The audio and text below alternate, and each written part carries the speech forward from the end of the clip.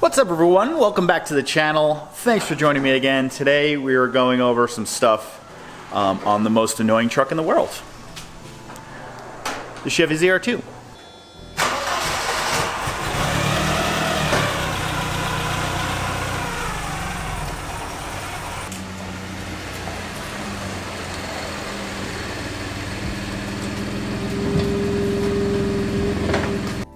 Now I know what you're thinking. But Chris, why is this the most annoying truck in the world? Got a couple issues going on with it, and we're gonna hold off fixing them. Well, one we have to because there's an appointment involved, but we're gonna hold off fixing them until I think next weekend or maybe just tomorrow afternoon. I don't know yet. So I'll go over, well, one thing I can't fix right now, the other thing is scheduled, and then the third thing I can fix because I have the parts for it. So let's just shut up and just jump right into it.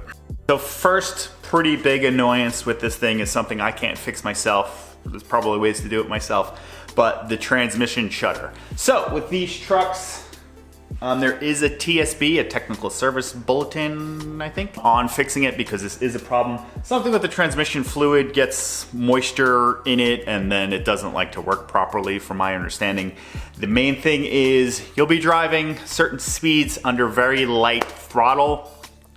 I forget the speed range of it. It doesn't really matter for this problem. I think it's over 45 and like under something else. It doesn't really matter that much. But as you're driving, if you're very light throttle, your entire truck will start shaking. It feels like you're going over a rumble strip, basically. And how to, I guess, fix that is either take your foot off the gas or press the gas pedal a little bit harder. Then you kind of work through that, and it's not a big deal, but it is a big deal if you let it go on for too long. And I believe from my research, if you go on for too long, you may need a transmission replacement because there is certain like parts that get glazed over from the constant vibration, and obviously the fluid doesn't have its lubricity anymore, and it kind of sucked up it kind of got some moisture in it. That's kind of how it happens, I think. So from my understanding, the way to fix that, well, not from my understanding, the way to fix that is to get your transmission fluid flushed. It's not just a fluid change, it's a full flush. So you need a special machine for that, from my understanding. I do have an appointment set up with the local dealership on Thursday of this week. Today's Monday. I already know what's gonna happen. They're not gonna wanna fix it under warranty or whatever, and I'm gonna have to go to a transmission shop because we all know how dealerships work and they're gonna charge you an arm and a leg, and I don't feel like paying an arm and a leg for something that I should be able to do at home. I just don't have the special tools for it to do it at home. I don't know if it's the most recent TSB, but the TSB that I saw ranges from your model years of, I think, 2015 to 19. I'm probably wrong on that. I know it stops at 19. This is a 2020, so that's my first problem, that's most likely the reason they're not gonna fix it. Then second of all, even if they we're on 33-inch tires, so they're just gonna use that as an excuse for that's why the problem's happening, even though this is a known problem, but we all know how that works. Wish me luck. Now this is a very recent thing that I actually just noticed yesterday. This is the other pretty big annoyance on it. It's not every truck. Like the transmission shutter is a very big issue. That's why there was a TSB for it. These trucks, if you don't know, if you have one or you're looking to get one, the shocks on these trucks are not the greatest. They're supposedly good. Lots of people have lots of problems with them. My fronts started leaking at, I don't even remember how many miles. I didn't have that many miles on it. Did put a lift kit on it, so that probably didn't help, I guess, but people have fully stock suspension trucks and they do leak, so it's not completely my fault. Now this new one is my rear shock is leaking, and that is completely stock. On stock leveled suspension, I do have an add-a-leaf, but I don't have that installed. I've only had it installed maybe 1,000 miles total. The only other thing I have is a shock skid plate, if that's what it's called. I don't remember. But my rear shock is leaking. This is not fun. So this is a new development, possibly yesterday or the day before. So the rear shock, we do have the rack with the tent on the back. That shouldn't do much for normal driving. But the other day we were driving off-road on just like a fire road, going at a decent speed. We're like going crazy fast, but we went over a cattle guard on the other side. It wasn't a drop, but there was a steep hill on the other side. So we kind of like bumped down a little bit. Probably when it happened, to be honest with you, but pretty normal. Like, seems a little ridiculous that that made that leak.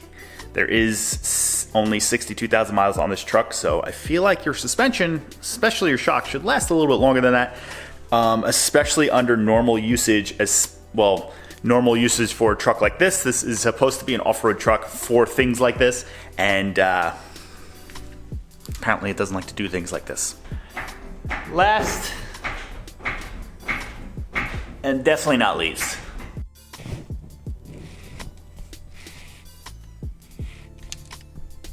so last but not least, the damn CV boots. So it appears as if the outer boot, just the clamp isn't tight enough, but it looks like obviously we lost some grease out of that one, so probably gonna wind up taking that off and just replacing it. I do have 4 replacements for both sides. I think I'm just gonna do both sides. I think the other side at least has 1. Maybe the boot clamp is just loose on that side also, but the inner on this one definitely has a tear on it, which is pretty annoying, but there's definitely a tear in there somewhere. Then this outer one, it definitely just looks like the boot has moved on us. So not the end of the world there. Well, this doesn't really have to do anything with this part of the video, but one thing I noticed, I think my upper control arm, since these were kind of like early on, kind of like prototype versions of it, I think that one arm is just the, where the bushings are just out just a little bit. And this one lasted a lot longer than the other one. It's still good right now, but it kind of just it kind of eats through that right there, because I think that's not straight inside this mount. I highly doubt that is bent. It's just, this is just off a little bit. So if we look on the passenger side, like I was thinking, not so true. There is a tear in this boot. So the outer has a big tear right there. Inner, I'm not completely sure if the inner is torn or not, but there's a little bit of grease on that, but that could just be like grease that like flung onto that. But since we're gonna wind up taking these axles off and replacing one, I'm gonna replace both of them just to be safe. I found the other day, and now I don't know where they are. Right now, I'm probably gonna look for them again, is the original bolts for the diff drop. I know a big thing with people say it is the differential drop, which is causing the boots to tear, which in my little pea brain, that doesn't make sense to me, because your differential is lowering, giving a less steep angle. I could be wrong, I don't know.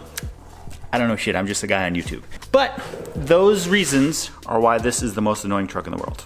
So one of those reasons is most likely my fault, the CV boots, which I have replaced multiple times in the past. I don't think it's me, because some of them took a very long time to tear again, if they even have another tear in it.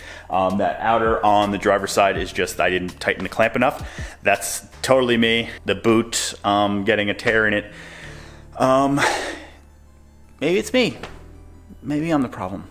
But while I have the truck, at least the front of the truck up in the air, I'm at least gonna jack the back up, do a little tire rotation, because it looks as if my alignment's a little bit off. So I think we're gonna have to schedule an alignment at some point too, which I got this aligned after I changed these upper control arms. I guess that place sucks. Probably won't be going back to that shop again, which is funny, because if you go back to the video about changing the tie rods and the tires on this car, same shop, they fucked that up twice. So it's funny, because I did notice that they are now hiring someone at that location. So I'm assuming the guy that did my tires and fucked them up twice was the problem there. So I don't know about that one. One of those 3 issues, most likely my fault. The other 2, the shock and the transmission shutter, not my fault. You buy this off-road truck that can't even go off-roading without blowing your shocks. Good work.